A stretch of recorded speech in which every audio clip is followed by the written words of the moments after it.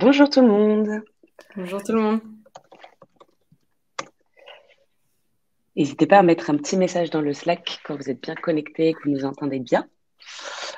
Que Marion et moi, on ne se sent pas trop seuls. Oui, Qu'on ce arrive serait bien qu'on tranquillement. vérifie que les gens nous entendent, c'est vrai.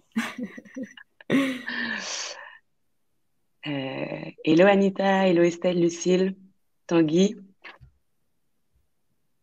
hello Anissa, hello Ramani, trop chouette. Tout le monde se connecte. Tout le monde dit bonjour, vous entendez bien. Coucou Marion. Oh, je vois qu'il y a pas mal d'amis maestro, c'est cool. Ouais, moi aussi je vois des gens que je connais, c'est cool. Trop bien. Trop sympa. Top. Et bah écoutez, Nickel. on Hello va pouvoir François. commencer Il y a plein de direct. Lyonnais, je t'annonce. Il y a plein de quoi? De Lyonnais. Ah, trop bien. Sont venus en force. Alors attendez, je vous partage mon écran et on va démarrer sans plus attendre parce qu'on n'a que 45 minutes ensemble et Marion, elle a plein de conseils à vous partager, donc on va pas perdre une minute. Euh, Ouais, c'est parti. Ok, et bah du coup, trop contente de vous avoir pour ce nouveau Maestrix qui est avec Marion, que pour la plupart, je pense, vous connaissez, sur 5 conseils pour décrocher un job de product manager en région. Voilà, on a voulu axer le sujet d'aujourd'hui là-dessus parce que on se rend compte que il y a de plus en plus de product managers qui soit bossent déjà à Paris, soit sont déjà en région, mais vont aller chercher des jobs et vont être face à des difficultés, par exemple, avoir du mal à trouver des offres qui correspondent, qui matchent, ou alors faire face à beaucoup de concurrence, par exemple beaucoup de candidats qui vont postuler pour des offres qui nous plaisent, et du coup plus difficile de se démarquer. Donc voilà, on s'est dit que c'était vraiment un sujet qu'il fallait attaquer, et qui d'autre que Marion pour parler de ça, qui a vraiment une expérience où elle-même, elle a dû chercher un job au moment où elle a déménagé à Lyon. Je spoil un peu ton introduction. Euh, et qui aujourd'hui elle accompagne des PM qui sur ces enjeux-là aussi. Donc voilà, je suis trop contente de te recevoir aujourd'hui dans les MyStrix. Et juste avant de donner la parole à Marion, je voulais vous redire rapidement où est-ce qu'on est aujourd'hui. Donc pour ceux qui ne savent pas, vous êtes chez Maestro. Maestro, c'est l'école du produit et de la tech.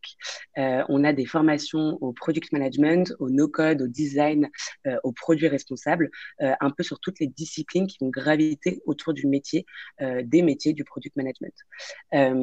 Et on organise ces Maestrix, ces fameux webinaires comme aujourd'hui, dont l'objectif est en 45 minutes d'interviewer une personne ou des personnes, ça peut être des personnes qui viennent en équipe, et d'atteler un sujet et d'essayer un peu de se gorger de conseils, d'exemples pratiques, d'outils, de méthodes pour ensuite les utiliser nous dans notre quotidien pour débloquer des choses dans notre job.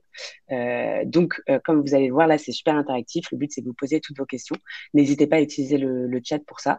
Voilà, on les prendra un peu au fil de l'eau ou à la fin. Mais le but, c'est que voilà, vous puissiez avoir un peu les réponses euh, aux questions pour lesquelles vous êtes connectés. Du coup, à vous de vous présenter. Est-ce que vous pouvez nous mettre dans le chat qui vous êtes? Si vous êtes PM, si vous êtes sur un autre métier, est-ce que vous êtes déjà dans une ville, pour tous les Lyonnais par exemple? Est-ce que vous cherchez à bouger, à décrocher un job de PM? Est-ce que peut-être c'est cumulé entre partir en région et en plus reconversion en cours parce que vous n'étiez pas PM avant? Enfin voilà, dites-nous un petit peu qui est connecté avec nous. Comme ça nous aide avec Marion à un peu comprendre quel type de profil on a et comment est-ce qu'on peut voilà, le répondre le mieux possible. Et là, je vois que Céline au taquet de la team Maestro aussi vous a envoyé un sondage à remplir que je vais mettre, hop là, top. Si vous pouvez nous donner un peu d'indications, c'est top. Et du coup, je vous laisse, je vois que vous êtes pas mal en train de taper dans le chat. Vous pouvez vous présenter. Tanguy PM qui se lance en freelance. Chouette. Et du coup, Tanguy, ton enjeu, c'est de trouver des missions de freelance en région, c'est ça? C'est pas nous dire un peu aussi, nous dire un peu pourquoi, en fait, c'est quoi un peu le blocage que vous avez venir creuser. Ouais, c'est ça, ok, trop bien. Jocelyn, développeur en formation PM chez Maestro. Et tu viens de Nantes. Ah, je suis en week-end à Nantes en ce moment. Faut se faire un coucou. Anita, PM à Nantes, pas mal bougé entre Paris et Stockholm. Ok. Bon, n'hésitez pas à vous présenter, à nous donner un peu d'insight comme ce qui a été fait. Comme ça, nous, on se rend mieux compte. Et rapidement, donc Maestro, qui organise ces Maestrix, c'est, comme je vous le disais, l'école du produit et de la tech. On a une pédagogie qui va passer à 80% par de la pratique, parce qu'on pense vraiment que c'est comme ça qu'on apprend et c'est comme ça surtout qu'on retient et qu'on fait mieux les fois d'après. Et je vous ai mentionné tout à l'heure rapidement les programmes. Vous avez notamment la formation de Product Manager qui existe sous 2 formats. Un en 7 semaines, bootcamp intensif, 9h-18h du lundi au vendredi, et un format qui est allongé un peu plus sur 14 semaines, qui va être en cours du soir et en ligne, qui est donc plus propice aux personnes qui ne vivent pas à Paris parce que le bootcamp est à Paris. Et à chaque fois, ça va être voilà par sujet un nouvel intervenant qui vient avec une étude de cas concrète sur laquelle vous allez vous entraîner sur les méthodes du product management avec un objectif de décrocher un job. On est sur un taux de retour à l'emploi de 80% dans les 3 mois qui suivent la formation. Donc voilà, si vous avez des questions là-dessus, je vous ai mis juste là Osban, qui est responsable des admissions sur nos programmes et qui se fera une joie de vous donner plus d'informations et surtout de creuser avec vous si effectivement ça peut vous débloquer et répondre à vos enjeux ou pas du tout. Et je fais une petite mention aussi parce qu'on a un produit, une formation sur produit responsable, pardon, qui arrive le 4 octobre et c'est une journée qui se passe à Paris, qui est 100% gratuite. On fait une sélection, on va prendre que entre 20 et 25 personnes, où c'est une journée pour comprendre en fait ce que c'est comment s'applique l'éco-conception aux produits digitaux, avec des masterclass, des ateliers, et c'est un moment voilà pour rencontrer aussi du monde pour qui c'est aussi la problématique. Et voilà, on sélectionne les personnes en fonction de la motivation. Donc ça peut vous intéresser si c'est un enjeu que vous voulez intégrer dans votre boîte ou une corde que vous voulez ajouter pour être encore plus désirable auprès des recruteurs, par exemple, dans votre recherche. Et très rapidement, nos prochains rendez-vous, on est super actifs sur LinkedIn. On a un meet-up dans lequel on va mettre toute notre line-up d'events comme ce qu'on fait aujourd'hui.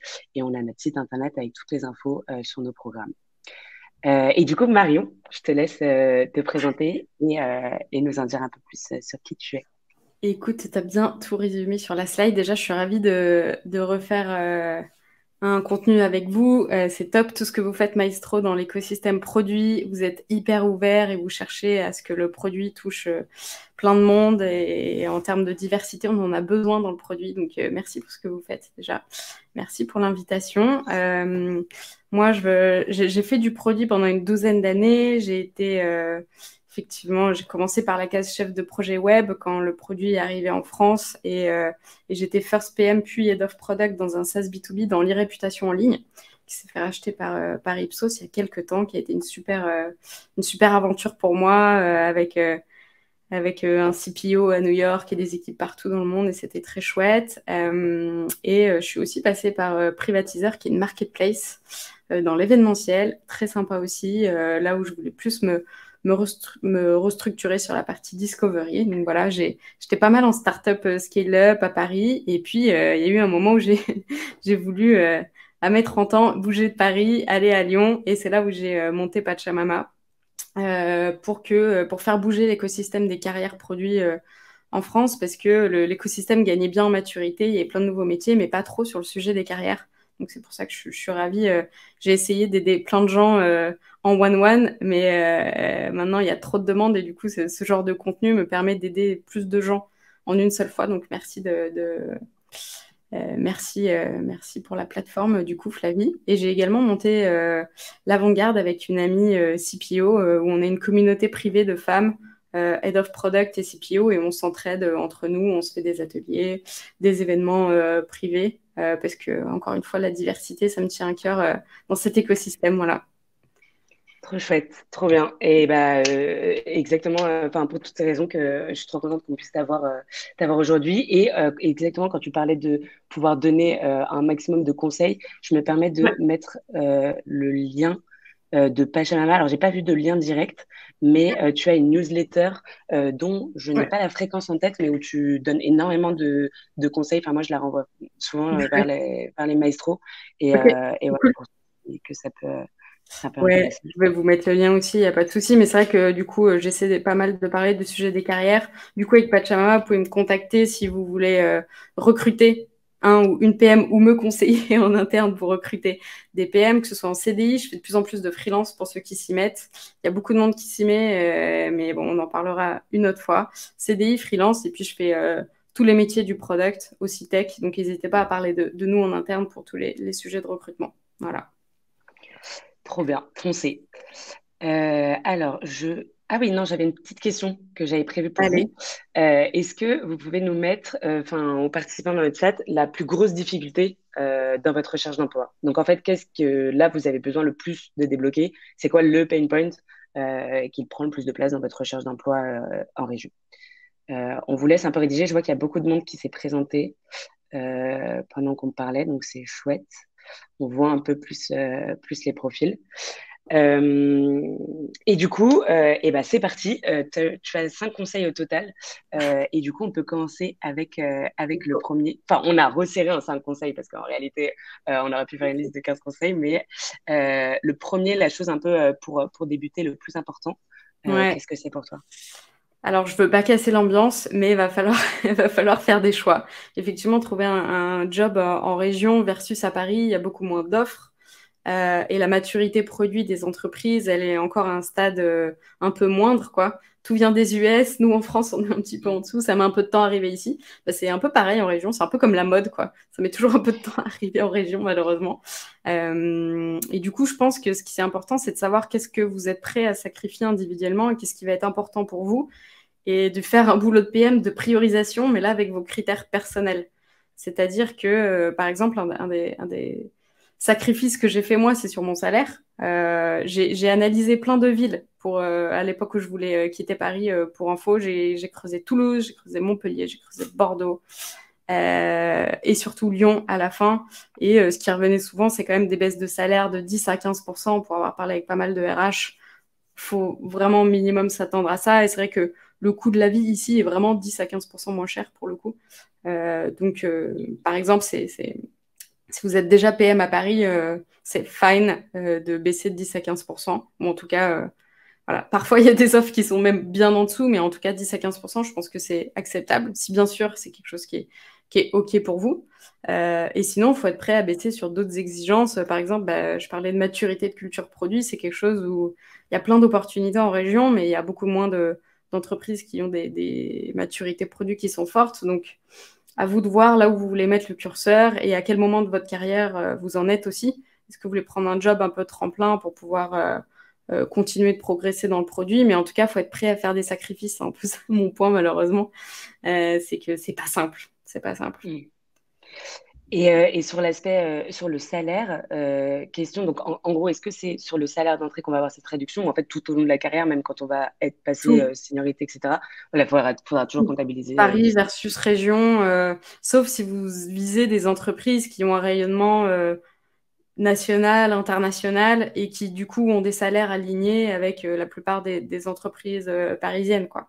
Ok, Mais c'est assez global, quoi. ok. Et ensuite, sur la partie un peu culture produit, est-ce que tu as des Ouais. petits tips comme ça pour évaluer justement le niveau de culture produit de la boîte? Déjà, je pense qu'il ne faut pas se fermer. Pour évaluer le niveau de culture produit, on pourra partager un autre événement Ouais. qu'on avait fait ensemble. Mais je pense qu'il faut s'ouvrir. Il y a de plus en plus d'opportunités, même à Paris. En ce moment, il y a assez peu d'opportunités pour les leaders, par exemple, pour tous les head-off, les CPO. Il y a beaucoup moins d'opportunités qu'il y a un mois. Ça a été réduit par 30-50%. C'est les VC qui nous disent ça. Et nous, on le voit aussi au quotidien. Hein. Moi, en ce moment, j'ai une dizaine de Head of Product et de CPO qui me contactent par semaine pour parler de leur carrière, pour échanger au moins. Et du coup, il y en a beaucoup qui vont dans des boîtes en transformation. Moi, je bosse beaucoup avec Before Bank en ce moment. Il y a plein d'opportunités chez eux. Carrefour, ils ont beaucoup bougé. Je vous parle même pas de Decathlon, qui a beaucoup accéléré. Et du coup, c'est des boîtes où il y a des choses intéressantes à faire si on met de côté un peu le côté être PM full stack, avoir une culture produit. Il y a d'autres points qui sont hyper intéressants dans ces grosses structures-là qui se transforment. Je pense aussi à la maison mère de Leroy Merlin, ADO. Ils sont en train de bien accélérer. Et donc, il y a plein de gens de start-up et de scale-up qui vont aller là-bas et ça va réguler un peu le niveau de maturité produit. Et du coup, c'est pas mal aussi d'arriver à des moments au début de transfo digital, bah, ça prend du temps. Voilà, faut être patient. Je pense que c'est surtout ça. Il faut avoir conscience de là où on met les pieds. Et après, le niveau de culture produit, vous pourrez l'évaluer avec bah, la façon dont sont rédigées les offres de job. Est-ce qu'on va vous parler euh, est-ce qu'on va vous attendre de vous un impact ou est-ce qu'on va attendre de vous un nombre de features à délivrer? Ça peut être dans le ratio des PM versus product designer. Si vous avez un binôme product designer avec vous, c'est qu'a priori, s'il y a un ratio de 1 pour 1, c'est a priori qu'il y a une très bonne maturité de produit. Et typiquement en province, ça c'est quelque chose qui arrive très très très rarement. Voilà, par exemple. Ok. Super clair. Et oui, effectivement, sur cet aspect-là, on avait fait un Maestrix, justement, comment comprendre vraiment la culture de produit de l'entreprise et quelles questions poser en entretien pour avoir un peu ces bribes d'informations. Je vois une question d'Aurélie. Aurélie qui présentait, qui disait que elle, son enjeu, Ouais. c'était d'identifier les entreprises qui lui plaisent ou les équipes avec lesquelles elle a envie de Ouais, travailler. ouais. Est-ce que, juste Aurélie, tu parles par rapport à toi, savoir ce dont toi tu as envie ou arriver à repérer les entreprises qui correspondent à ce que toi tu recherches? C'est-à-dire dans quel sens? Parce que moi, du coup, j'avais une question là-dessus qui était cet exercice de savoir se connaître. Est-ce que Mm. tu as des ateliers ou des ressources que tu aimes bien, des trucs que tu aimes bien pour justement arriver à se poser les questions et faire ce petit travail introspectif? Ouais, j'ai un petit Notion pour mes talents que je pourrais vous partager. Ouais, Je vais pas le rechercher là, mais je te le ouais, retrouverai. Flavie, on partagera avec tout le monde avec génial. plaisir. Mais je pense que ça va avec le tout premier plan qu'on disait, c'est de prioriser. Effectivement, est-ce que tu préfères être dans une équipe sympa où il y a un niveau de maturité produit moindre et qui a envie, où tu pourras amener des choses et effectivement des équipes sympas, ou non, en fait, tu es au début de ta carrière produit ou pas d'ailleurs, mais en fait, tu as envie juste d'être le meilleur PM, quelle que soit la Mm, région, et ben forcément, tu vas pas aller chercher les mêmes choses. Donc, mais je pense que ce qui est important, c'est de savoir toi, qu'est-ce que tu as envie de mm. sacrifier ou pas. Et le temps qu'elle nous réponde, Aurélie, euh, peut-être que je peux répondre sur la partie comment identifier des boîtes. Un truc qui peut être, en fait, le mieux, d'obtenir des jobs qui sont pas encore en ligne. Et du coup, un petit hack, ça peut être de regarder les boîtes qui recrutent beaucoup en tech, par exemple. Parce que si tu recrutes beaucoup en tech, ça veut dire qu'à un moment, il y aura un goulot d'étranglement côté produit. Et du coup, peut-être qu'il y aura un job de PO, PM qui va s'ouvrir bientôt, par exemple. Et du coup, tu peux aller contacter la RH de cette entreprise qui recrute beaucoup en tech et lui parler de toi. Recruter, mettre des messages à des entrepreneurs qui sont dans des domaines qui t'intéressent. Et puis les entrepreneurs, ils se parlent beaucoup entre eux. Ils ont souvent quand même des enjeux de recrutement, ils ont envie de s'entraider. Donc, si tu parles de ton histoire, de là où t'en es, sans forcément dire Hello, je suis en recherche, t'as pas un job, mais plutôt en racontant ton histoire, en disant quel style de PM tu es, quel style de PM tu as envie d'être, dans quel type de boîte tu as envie d'évoluer et pourquoi tu contactes cette personne.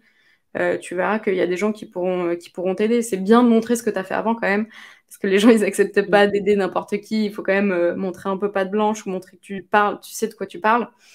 Euh, mais, euh, mais je pense que ce qui est important, c'est de savoir un peu raconter son histoire là. C'est un peu le faire le PMM de soi-même. J'aime bien utiliser cette expression, mais c'est un peu ça. En fait, c'est tu comprends un peu l'environnement local et tu essaies d'identifier. Le premier truc que je recommande, si tu arrives dans une région, c'est d'identifier les personnes clés euh, qui connaissent tout le monde, en fait. Si tu parles à Ok. cette personne-là, elle va te présenter potentiellement à 2, 3, 4 personnes. Elle sait tout ce qui se passe dans l'écosystème. Moi, ce que j'ai vu, en tout cas à Lyon, je connais un peu moins les autres, mais visiblement à Nantes, j'ai pas mal de talents là-bas, c'est un peu pareil. Tout se passe en sous-marin dans les boîtes lyonnaises. Elles font pas de marque employeur, donc du coup, vous trouverez potentiellement zéro contenu sur elles. C'est pas pour ça qu'il se passe pas des choses intéressantes. Et tout se passe en souterrain, il y a des groupes WhatsApp, ça se fait tout en one-one, mais vous verrez assez peu d'événements, par exemple. Et c'est pas grave, ça veut pas dire qu'il se passe pas des choses. 4 ans Mm. après, je pensais avoir poncé toutes les boîtes de Lyon. Je suis arrivée, je me suis fait petit Notion, j'ai discuté avec plein d'entrepreneurs. Ça, c'est un truc que je vous recommande. Je sais pas, j'ai vu un entrepreneur, il avait une bannière de Kobe. Moi, je suis fan de basket et il avait une bannière de Kobe Bryant. Il était basé à Lyon, dans une boîte. Je me suis dit, bah tiens, je lui mets un petit message, quoi. Faut trouver un truc qui accroche, un truc perso, quoi. C'est hyper Mm. important. Et lui, il m'a fait plein d'intros à Lyon. Et puis voilà, faut aller faire des cafés, faut Moi, ce que j'aime bien, c'est faire des one-one plutôt que d'aller à des événements. Donc, c'est le truc que j'ai privilégié, mais il faut voir ce qui marche pour vous. Quand j'étais depuis Paris, forcément, je faisais des visios, mais une fois que tu arrives sur place, ce qui est bien, c'est de créer du lien selon quand est-ce que tu as le temps de faire du réseau, de faire des petits déj, de faire des cafés. Mm. Les gens, ils sont vachement open en région, ils sont moins, ils ont des vies moins pressées qu'à Paris. Je sais qu'on a un groupe WhatsApp, par exemple, à Lyon, il est hyper actif, il y a plein de gens qui vont boire des apéros, c'est génial, quoi. C'est le genre d'endroit où il faut aller.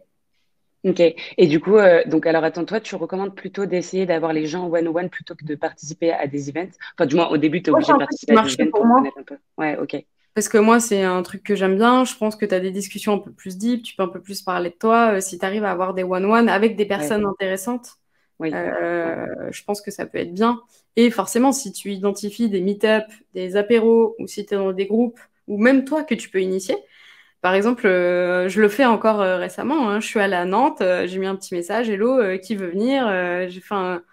J'ai fait un Google Agenda tout con et il y a plein de gens qui sont venus juste parce qu'ils avaient envie de discuter product et qu'ils ont assez peu de moyens de se rassembler, quoi.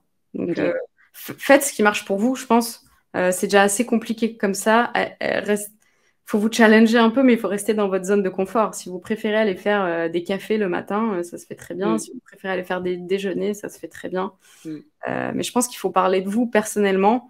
Et voilà, moi j'expliquais pourquoi j'avais envie de partir de Paris et qu'est-ce que j'avais fait avant, plutôt que de dire Hello, je suis en recherche et je cherche ça, ça, ça, ça, ça, quoi. Mm. Ah bah, on te retient beaucoup mieux si tu racontes ton histoire que si tu fais juste des bullet points de ce que tu Ouais, veux. Et du coup, donc ça, il y avait un peu une partie de ton deuxième conseil qui était d'anticiper, parce que bah, ça prend du temps en fait, c'est un travail de longue haleine. Il faut justement placer un peu ses billes, commencer à créer son réseau, créer des liens d'affinité un peu avec chaque personne, parce que tu sais que aussi, ouais, bah, déjà c'est des liens super intéressants et c'est agréable de ouais. rencontrer du monde dans ton secteur, mais Ouais. en plus tu sais que derrière ils peuvent parler de toi, etc.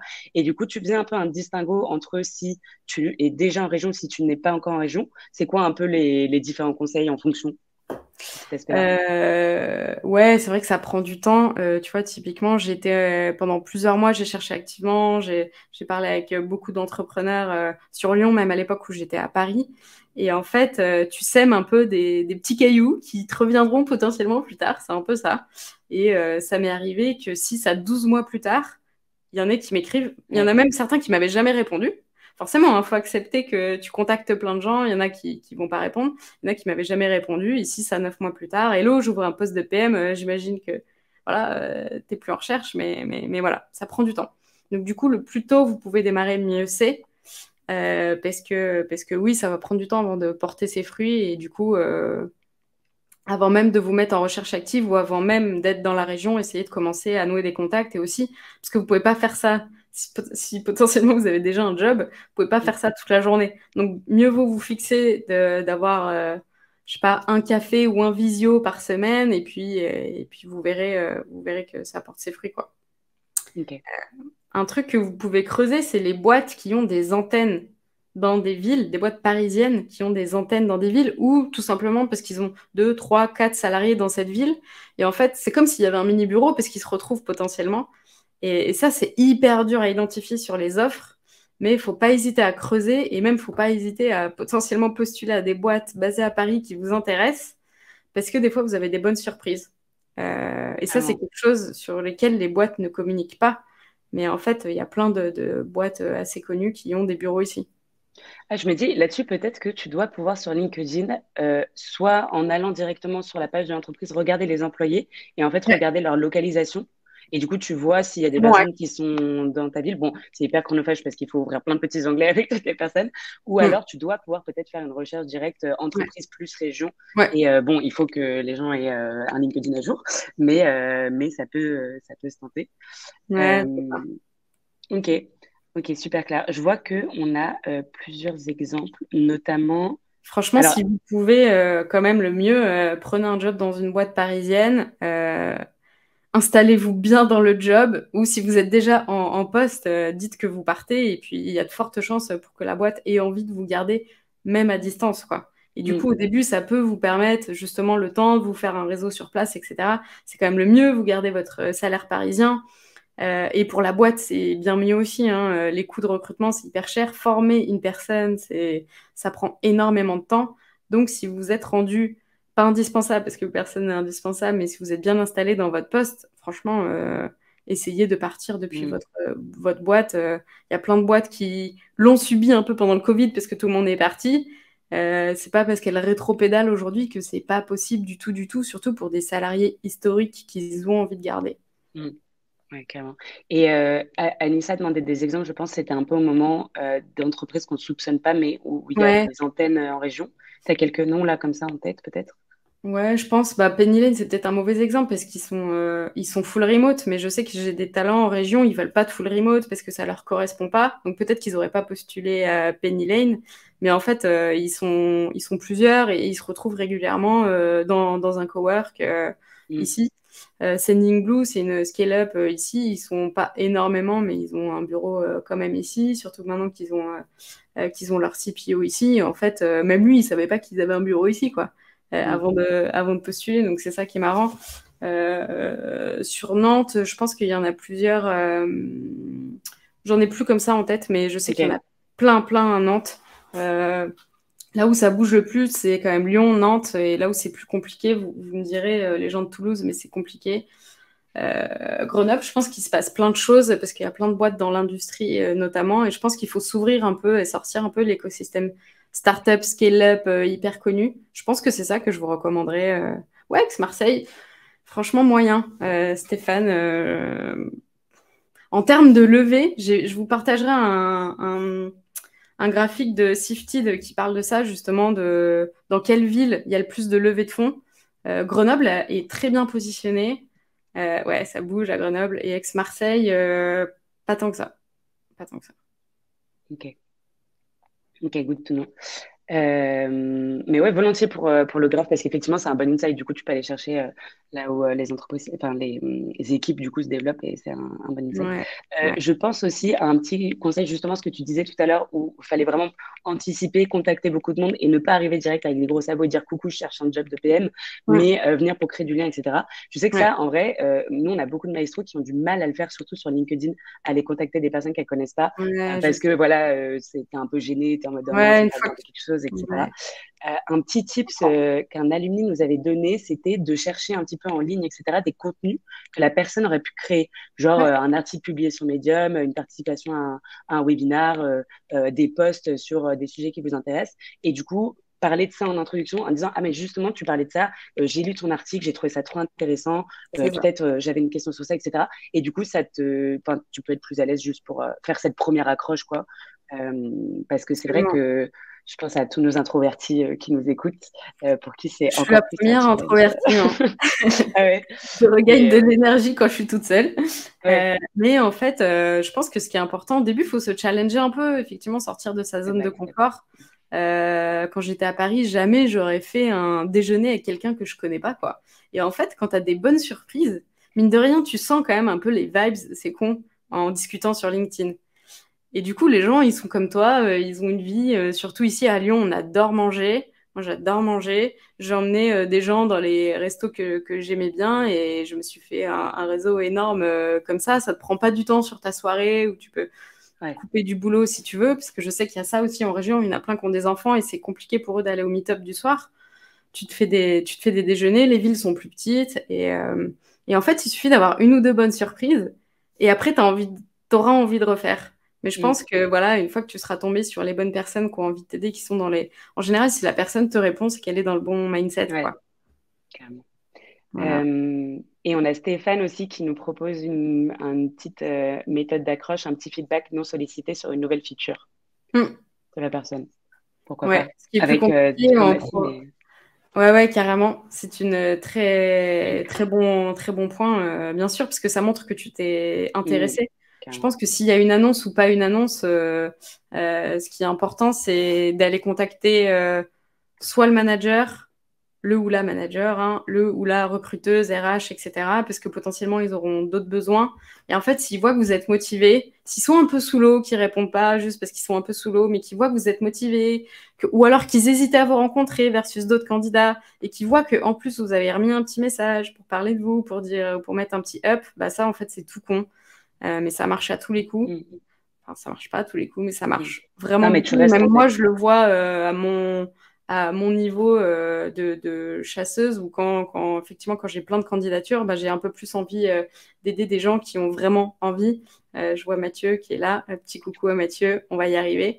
Et j'ai un peu plus envie d'aider les gens qui se donnent les moyens. Parce qu'en fait, c'est ça le truc, c'est que tu te dis aussi, ils sont aussi motivés pour chercher un boulot. Ça veut dire qu'une fois qu'ils seront dans mon entreprise, ils auront aussi envie Mm.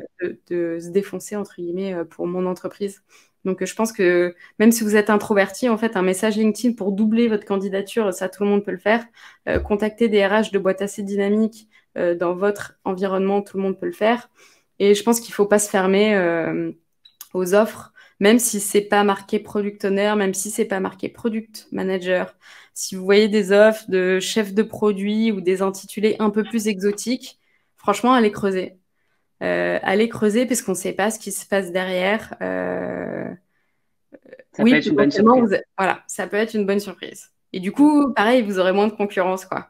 Mm. C'est comme Ouais, des en plus. modèles. C'est ça. C'est que du coup, les PM, ils vont se dire, ah ben non, c'est pas marqué PM, il n'y a pas marqué Discovery, je veux pas y aller. Mais en fait, creusez. Creusez parce que je sais, on voit pas ce qui se passe derrière les offres Welcome.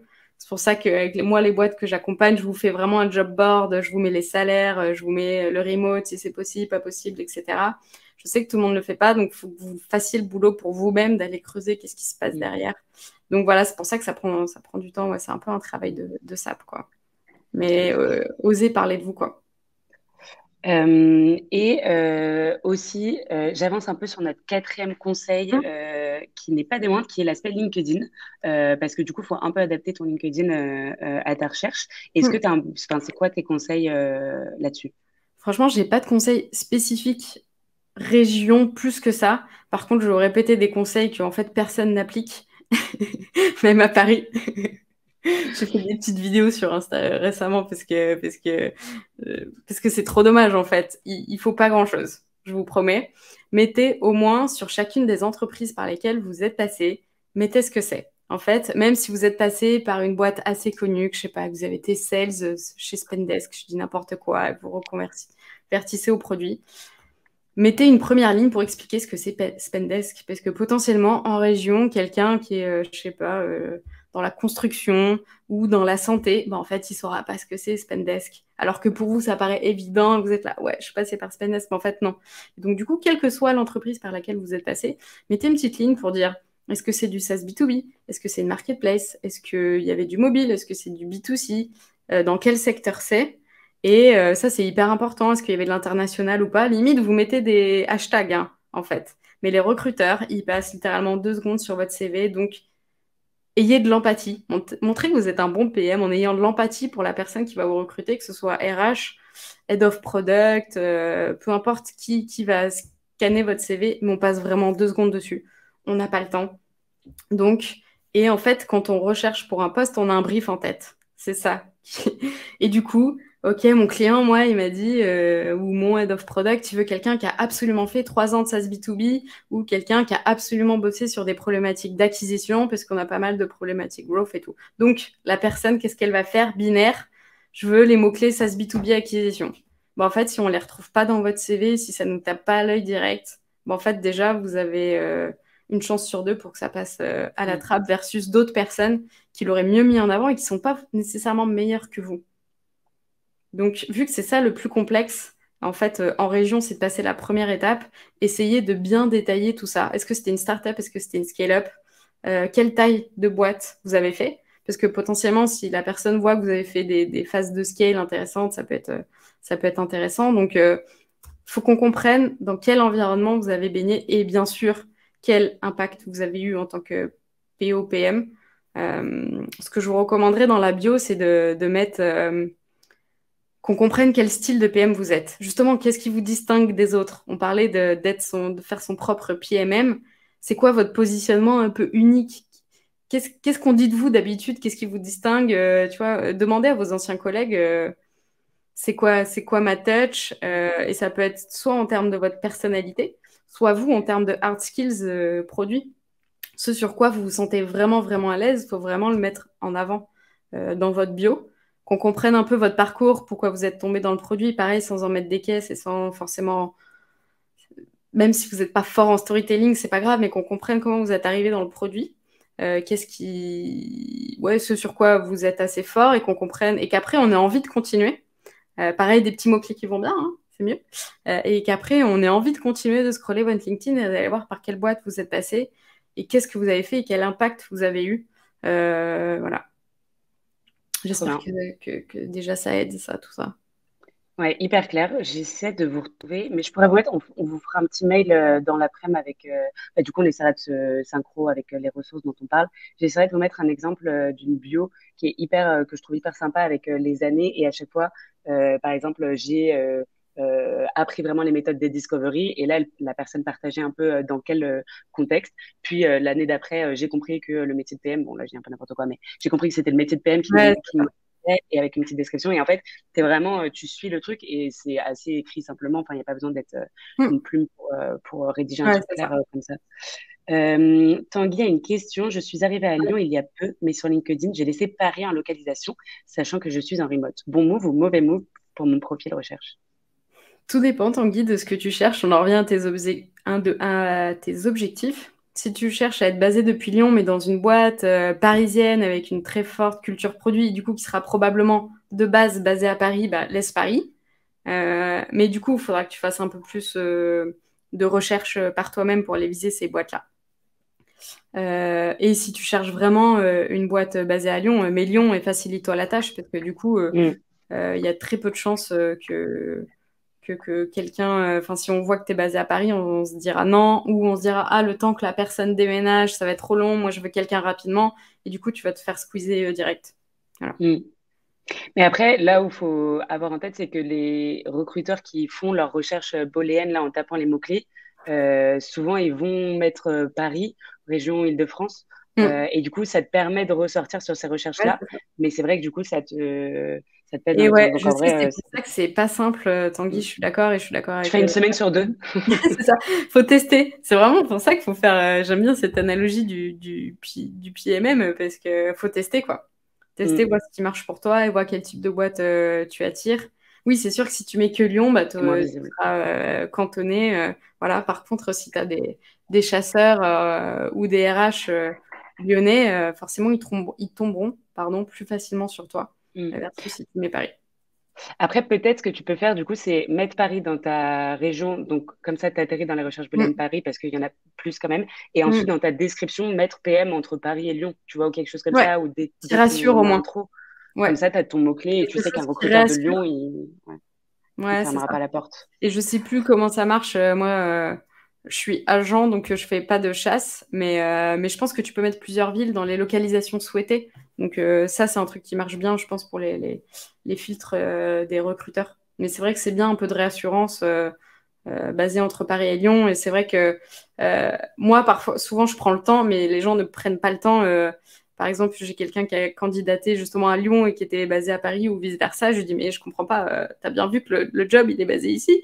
Il me dit, oui, mais j'ai un appart, donc en fait, je peux faire des allers-retours. Voilà, je pourrais vraiment me loger dans cet endroit facilement. Je dis, ah bah ok, ben, tu vois, potentiellement, un autre recruteur, il l'aurait complètement Il mis pas pris le temps. direct.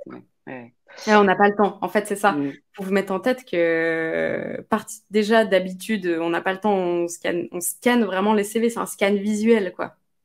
Donc, aidez-nous. Aidez les recruteurs à vous choisir, vous, quoi.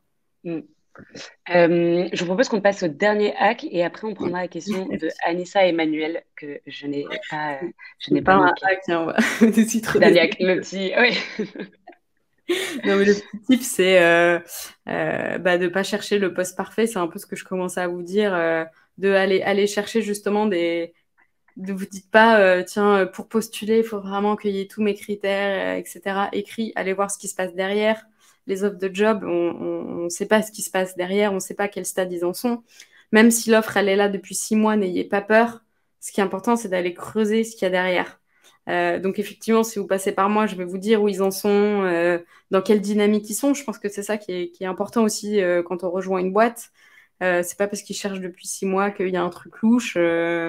Voilà, il peut y avoir 10 000 raisons. Soit ils sont pas du tout occupés du recrutement parce qu'ils ont posté en se disant on anticipe, mais en fait on n'a pas eu le temps parce qu'on a eu d'autres urgences. Soit il y a quelqu'un qui arrive en finale et qui finalement a changé d'avis ou qui a pris une autre poste ou qui finalement a monté sa boîte et du coup on repart de zéro. C'est vrai que souvent ça fait peur, mais je pense que particulièrement en région, il faut s'enlever un peu tout ce bruit-là et il faut aller creuser derrière et il faut tenter quoi. Voilà. Donc, ouais, faut y aller. Et un truc que je voulais pas faire, typiquement, quand j'ai cherché un job de Head of Product quand je suis arrivée à Lyon, je me suis dit, bon, j'aimerais quand même trouver un endroit où je vais me poser pendant X années. J'aimerais bien trouver le bon job et pas prendre n'importe quel job. Et en fait, parfois, vous pouvez vous enlever de la pression et vous faciliter la vie. Je pensais avoir trouvé la bonne boîte pour moi. Au final, je suis partie pendant ma période d'essai, mais c'est pas grave. Au moins, j'ai géré mon déménagement. Maintenant, je connais la ville, je suis installée. J'ai pu continuer de réseauter entre-temps. Bon, au final, j'ai pas cherché, mais j'ai monté Pachamama. Mais faut s'enlever un peu la pression de trouver le job parfait aussi, je trouve. Et du coup, faut accepter aussi de prendre un job, même si vous n'êtes pas sûr à 100%, pour gérer votre déménagement et savoir qu'est-ce que vous priorisez à ce moment-là de votre vie. Est-ce que c'est votre vie perso, justement, pour pouvoir gérer un potentiel déménagement, j'en sais rien, ou justement le temps de. Donc, tu parlais de freelance, il y en a certains qui se mettent en freelance le temps de trouver le bon CDI, c'est bien, mais voilà, faut pas se fermer de porte. Il y a une période d'essai qui est faite pour ça. Donc, si vous voyez que c'est vraiment galère et que vous n'êtes pas sûr, franchement, pourquoi pas, quoi. Essayez pas de trouver le job parfait parce que ce sera dur, quoi. Dur à se trouver. Oui, et puis une fois que tu as les deux pieds dans un job, après, en plus, tu peux continuer ta recherche. Et le truc qui est un peu tricky, c'est que tu es encore plus désirable parce que tu es déjà en job. Donc, les recruteurs, souvent, tu as cet effet de la personne est Ouais, en poste. exactement. Donc, en fait, ça va t'aider à derrière C'est trouver ça. Et en plus, tu autre seras chose. disponible tout de suite parce que tu Et seras en en plus, période d'essai. Donc, ça, c'est nickel. Les recruteurs, on adore. ils adorent. Et est-ce qu'on peut faire un petit zoom parce qu'il y avait pas mal de questions là-dessus sur Ouais, quand on est product manager junior. ouais. Il y a Anissa qui pose notamment la question. Il me semble que Anissa, enfin, tu es en reconversion. Donc junior sur le job de PM, mais pas junior professionnellement. Donc est-ce que tu peux un peu donner ton Franchement, point de vue qu'est-ce sur qui cette va question? faire la diff? Faut que vous ayez faim. C'est la motive. C'est la motivation parce que comment ça se retranscrit? Ça se retranscrit, comme je vous disais, dans les messages que vous envoyez, dans l'énergie que vous dégagez, dans le fait que vous montrez que vous êtes prêt à faire des concessions parce que vous savez quel objectif vous êtes fixé en tête. Et le conseil que je te donnerais à Nissa ou d'autres qui auraient posé la question, c'est de capitaliser sur tes expériences d'avant ou par exemple des expertises sectorielles. Si tu veux être PM, je sais pas, que tu as été RH, tu veux te retranscrire, pardon, te reconvertir au produit, bah, tu vas potentiellement être plus attrayante pour une HR tech que pour n'importe quelle autre entreprise parce que tu vas très vite te mettre dans les sujets, comprendre les acteurs de l'entreprise. Ça, quand même, capitaliser sur le secteur pour rentrer dans une boîte, avoir ta première expérience de POPM, c'est vraiment le mieux, quoi. J'ai beaucoup d'entreprises en ce moment dans l'industrie, parce qu'il y a plein de SaaS qui digitalisent un peu l'industrie, et du coup, les PM en reconversion qui arrivent le mieux versus des PM classiques de SaaS B2B, c'est ceux qui connaissent cet univers-là, qui est particulier, quoi. Donc, ouais, on en revient au positionnement, absolument. Bah, je vous partagerai un contenu que j'avais fait là-dessus vous le verrez dans les newsletters sur Au comment trouver PMM. ouais, Ouais, je son me rappelle propre trop bien cette product question. market fit, mais ouais, le secteur, capitaliser sur le secteur et la motivation. La motivation, je pense qu'il faut vous mettre à fond dans votre recherche, dans toutes les personnes en reconversion. Je pense qu'il faut aller diguer et ça fait la différence. Voilà. Je Mm. demande souvent à mes talents comment ils ont trouvé des gens qui étaient en reconversion alors que c'était hyper compliqué qu'on trouvait des postes hyper sympas. Et ils m'ont tous dit la même chose, c'est la motivation. Mm. Parce que ça se ressent. Ouais. Et ce qui est Ah, dur de voilà. maintenir dans le temps en plus, parce que c'est quand même enfin, c'est un Voilà. exercice qui est un peu décourageant. Enfin, tu vois, tu passes plusieurs mois, tu as l'impression de te prendre des murs, etc. C'est super dur. Ouais, Donc, mais voilà. c'est pour ça qu'il faut prendre des cafés souvent avec les gens en région, les autres alumni maestro, Anissa par exemple, dans ta ville, pour se redonner un peu de l'énergie Ouais. Moi, je sais dans qu'à la Lyon, je recherche. croise des PM partout, hein. Ouais. Pourtant, on se dit, c'est une grande ville. J'en ai croisé à la boxe hier, j'en croise au cowork, j'essaie de changer de café un peu. Les gens, ils t'entendent parler. J'ai rencontré un ancien head of product de Deezer comme ça, qui était assis à côté de moi au cowork. Trop Et marrant. maintenant, on se fait des apéros avec d'autres gens. Et en fait, faut sortir de chez vous, quoi. Faut pas rester. Mm, Même dans des cafés, en fait, vous pouvez avoir des discussions intéressantes. On se rend compte que mm. des PM, il y en a partout, alors qu'on s'en rend pas forcément compte. Je suis sûre qu'à l'escalade, il y en a plein. Voilà. Tu fais un petit badge PM comme ça pour se Ouais, tu mets un repérer. petit truc Mais ouais, mais maestro. carrément. Vous avez pas un petit Tu mets ton truc petit maestro là? maestro, carrément. Ouais, Et faut aussi, sortir.